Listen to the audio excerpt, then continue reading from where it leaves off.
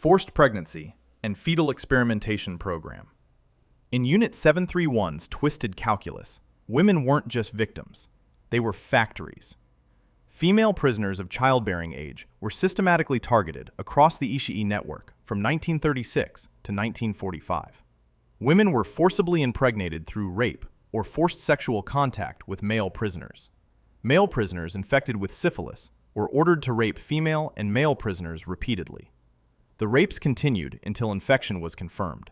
Once pregnant, women were infected with various diseases: syphilis, plague, cholera, typhus, anthrax. They were exposed to chemical weapons, radiation, crash injuries, bullet wounds, shrapnel injuries. The primary research goal was studying vertical transmission of diseases from mother to fetus. They also studied how much damage reproductive organs could sustain before fetal survival was affected. Vivisection was performed on pregnant women. Live dissection to observe fetal development at various stages. A large number of babies were born in captivity. 0 documented survivors among the infants. Children were likely killed at birth, shortly after, or used in experiments and then executed. Some babies were dissected alive. Female prisoners were referred to as logs, the same dehumanizing term used for male prisoners. Women's bodies were used as incubators for disease research. All evidence of births and experiments was destroyed in August 1945. Bodies were cremated, records burned. They weaponized the ability to create life into a tool that produced only death. Operation Cherry Blossoms at Night. September 22nd, 1945. That was the date California was supposed to become a medieval plague zone. Operation Cherry Blossoms at Night was finalized on March 26, 1945. Lieutenant General Shiro Ishii's plan to attack the U.S. mainland with biological weapons. 5 I-400 class submarines, the largest submarines in the world, would cross the Pacific. Each submarine carried 3 Aichi M6A Saron floatplanes, 15 aircraft total. The planes would be loaded with plague-infected fleas and bombs. Primary target, San Diego, California. Secondary targets, Los Angeles and San Francisco. The mission was kamikaze. Planes would crash into population centers or drop the bombs. Expected casualties? Tens of thousands of Americans. The planes were painted silver with U.S. White Star markings. Japanese pilots considered this a dishonor, but accepted the mission.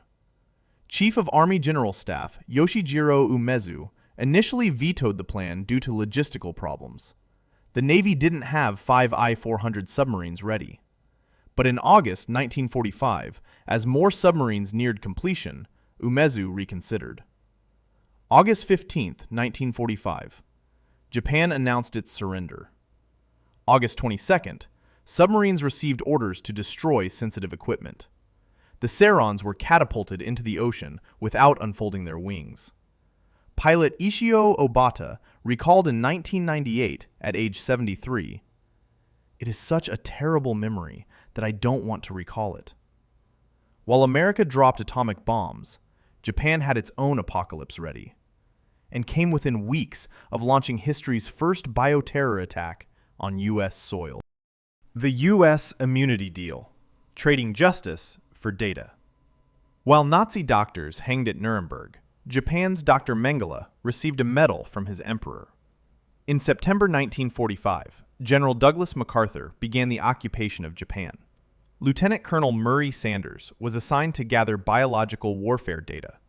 At Sanders' suggestion, MacArthur offered an immunity deal: full immunity in exchange for exclusive American access to research data. On May 6, 1947, MacArthur formalized the agreement in writing to Washington. Additional data can probably be obtained by informing Japanese involved that information will be retained in intelligence channels and will not be employed as war crimes evidence. Shiro Ishii lived freely in Japan, died of throat cancer in 1959, never prosecuted. Yoshimura Hisato, the frostbite devil, became a university president, received the Order of the Rising Sun in 1978. Many Unit 731 members became university professors, pharmaceutical company presidents, self-defense force members, government health officials. At the Tokyo trials, the main war crimes tribunal, Unit 731 was never mentioned. Evidence was classified. The Soviet Union prosecuted 12 members at the 1949 Khabarovsk trials, but the West dismissed the trial as communist propaganda until the 1980s. In 1981, Judge Bert Rolling, who served on the Tokyo Tribunal, expressed bitter experience learning that the U.S. had kept Unit 731 crimes secret from the court. The data quality is disputed. Many scholars say the Americans got little value. Ishii got the better part of the deal. America chose Cold War advantage over justice. The United States became an accomplice in covering up history's largest biological warfare program.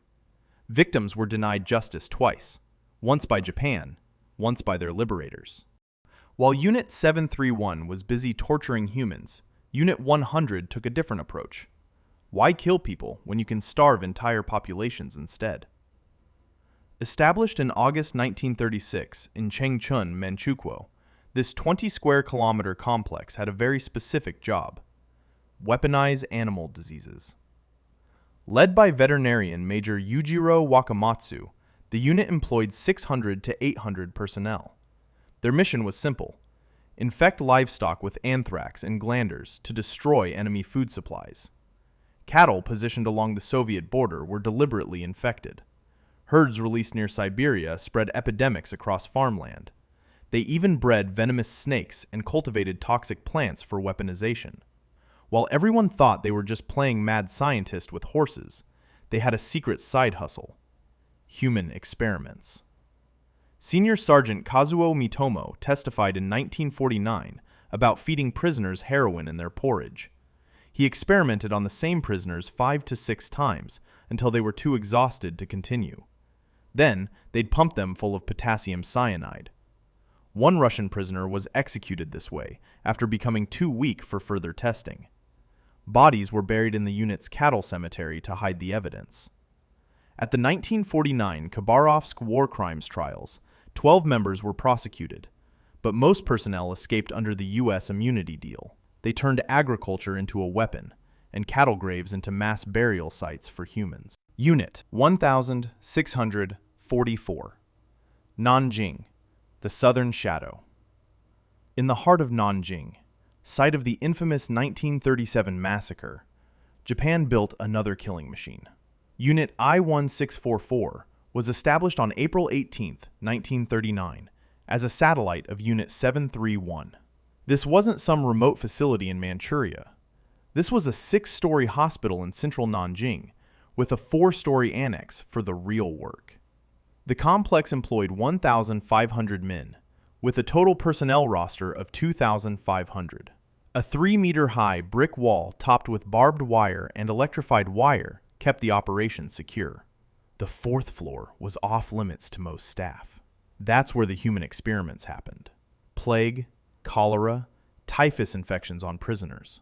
An anonymous researcher, name withheld pending family agreement, confirmed regular vivisections. They bred fleas specifically for plague delivery. Contaminated blood was used to infect food or given to flies as biological weapons. In late August 1942, Unit 1644 conducted a biological attack in Yushan County, Jinhua, and Fuqing. They used cholera and plague. Here's the problem with biological weapons: they don't discriminate. 1,700 Japanese soldiers were killed by their own attack. Friendly fire on a scale that would be hilarious if it wasn't so horrifying. When the war ended, all remaining test subjects were killed. The complex was destroyed with explosive charges. But in May 2025, the personnel roster of 2,500 members was publicly displayed at Japan's National Archives. Names, ranks, assignments. The evidence hidden for 80 years is now on museum walls. Unit 516, the Chemical Weapons Laboratory. Unit 516's crimes aren't history. They're still killing people today. Established in May 1939 in Qiqihar, Heilongjiang, this was Japan's Chemical Weapons Division. 414 documented members worked on developing mustard gas, lewisite, chlorine gas, phosgene, hydrogen cyanide. By war's end, they'd manufactured 7.38 million chemical shells. Before surrender, they buried their stockpiles across China. Estimated 700,000 to 2 million chemical weapons were just dumped in the ground. In August 2003, a leaked poison gas canister in Qiqihar killed 1 person and injured 43 others. Road construction teams in Nanjing discovered 2,000 chemical weapons canisters in February 2000. The Ha Yibeling dump site alone contained over 500,000 artillery shells, mortar shells, smoke canisters, and huge drums of chemicals. Japan was ordered by the Organization for Prohibition of Chemical Weapons in 1997 to remove the weapons within 10 years. An estimated 2 million munitions are still unaccounted for. While other atrocities are frozen in time, Unit 516's victims are still being created